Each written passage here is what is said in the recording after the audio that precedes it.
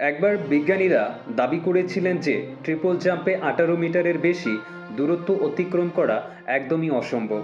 মানুষও এটা বিশ্বাস করে নিয়েছিল এবং বিশ্ব এর একটা সীমাবদ্ধতা বা সীমানা নির্ধারণ করে দিয়েছিল।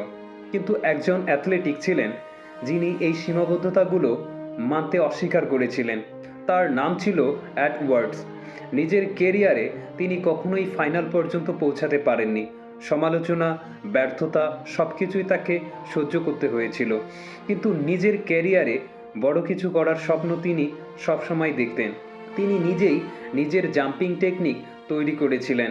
এর আগে কেউ কখনো এমন চেষ্টা করেননি। অবশেষে সেই দিনটি এলো। প্রথম প্রচেষ্টাতেই 18.16 মিটার। পুরো স্টেডিয়াম স্তব্ধ, বিশ্ব অবাক।